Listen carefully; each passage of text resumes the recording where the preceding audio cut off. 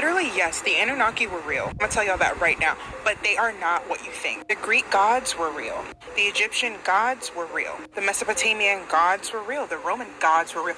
They were all real, but they weren't gods. They were fallen angels. Y'all, I don't think you're ready. Like, I don't think you're ready. If you guys want a deep dive, let's really get into it. Done videos on this before, but let's get right back down into the nitty gritty. Again, ever since I started to understand heavenly history, why demons hate us, what is the spiritual realm? What are we wrestling against? Because when I read, I think it's Ephesians 6:12, where God says we wrestle not against flesh and blood, but against rulers of the darkness, principalities, all the things, I'm like, okay, what is he talking about? Just diving into the fallen angels is enough to get your mind reeling for days. Again, Reader's Digest, the fallen angels were a third of the angels that rebelled against God with Lucifer, now Satan, came down to the earth, procreated with mortal women, creating the Nephilim, the giants, practiced miscegenations, tried to make all different creation, a lot of them being half human, half man. You can see that in the Epic of Gilgamesh. You can see that in Greek and Roman mythology. Satyrs, centaurs, sirens, believe it or not, from what I see in the Book of Enoch, which I read as history or lore, not scripture, do not come for me.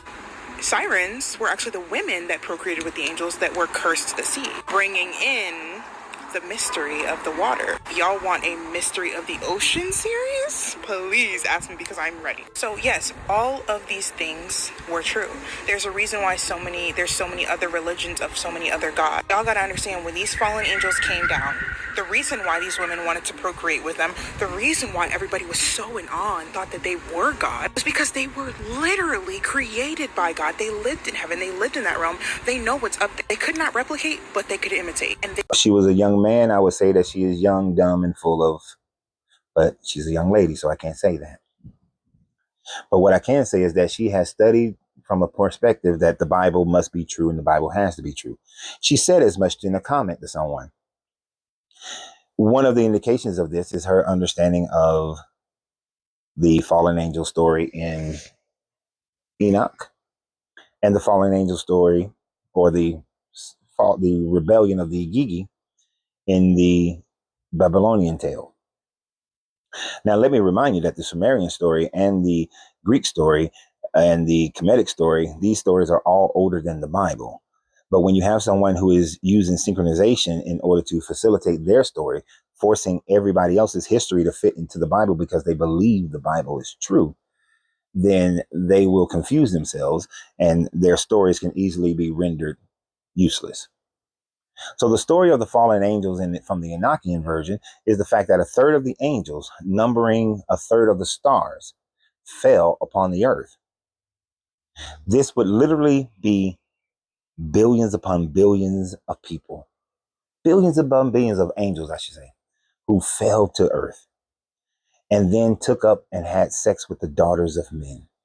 The Bible just says the sons of God saw that the daughters of men were beautiful and came down and had sex with them. For a third of the angels to do this, this would literally be of such a great number that it was more than the population of the earth at the time. Think about that for a second. Go back to the time of Enoch, which would put you about 6,000 something BCE. The earth population was in the tens of millions at that time frame, just went through an ice age, tens of millions of people on the planet. A third of the stars in the heavens would be billions. So the numbers don't match up. And then she alludes to these angels, those were the ones who came down and had sex with the daughters of men, which is an allusion to the story of Marduk getting ready to marry a human wife in the Anunnaki story, and the Igigi making a deal with Azazel and coming down and snatching up 200 women and making them their wives. And all of this happened on Mount Harmon. So all these videos where people are finding these craters and say, well, we have mapped 194 craters on the planet, and saying that those were the impact craters of the 200 angels. You have to remember your story, the Babylonian story, plus your biblical story say that they descended on Mount Harmon.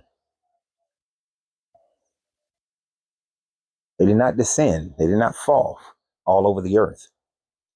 But according to the Enochian story, these are billions. The numbers in the billions. So not just a few. And as far as the sirens, oh my gosh, sirens, really? That these were the cursed women of the ocean? I'm not even going to get into that on this video. That's for another video. But when a person takes the Bible and says that the Bible has to be true, and I'm going to match all the other stories of the history into it, then they're going to be able to make these false claims. And many people are eating it up. She goes on in her story to make the claim that the Sphinx, because scientists and geologists have discovered that the Sphinx is much older, that the Sphinx had to have been around during the time frame when the Sahara Desert was green, which would have been at minimum 13,000 years ago. And she is saying that that is proof of the flood because the way it's rounded, and there would have been water in it. There had been water, but around the Sphinx, she looks at it as the flood. But we know that this water weathering is something that happened over a greater period of time than just a 40 days and 40 nights of rain. And as I discussed in a previous video, if there was 40 days and 40 nights of rain and explosions of water out of the ground, that the temperature of that water would have been boiling. So the Sphinx would have been severely disfigured all over itself because of the movement of current being submerged for so long, and the heat and temperature of the water would have basically turned a lot of that into mud. And so, no, it simply doesn't fit. And then I find it funny that she talks about how these angels, they came down and they taught these women the witchcraft, and that witchcraft was how to is makeup. Part of that witchcraft is makeup and jewelry, and she's wearing jewelry and she's wearing makeup. Kind of doesn't work, does it? But oftentimes you get people who do these sorts of things where they force the Bible narrative into history and try to make the Bible seem like it is correct, when the Bible is a writing that is fairly young in comparison to all the other stories that came before it. And these Canaanite people who separated themselves from the other Canaanites and called themselves Israelites are merely just adopting the stories of other Mediterranean cultures, because all of these cultures would have been impacting one another. And so this wandering tribe of Yahweh worshipers uh, maintained their Canaanite religion to a certain degree, and then over time it kept changing and adapting it and adding in the stories of the different conquerors that they were under, whether it was the Assyrians, the Egyptians, the Babylonians, the Persians, the Greeks, the Romans. And that's all that this is. The Bible is not true. The Bible is not the inerrant word of any God. The gods of the Bible don't exist. And here's the kicker for you. None of the gods of ancient time frames actually existed, or any god of today's time frame exists. So y'all have a great day, and always remember, you have to free yourself to be yourself, because your greatness is non-negotiable. Good journey, good vibrations.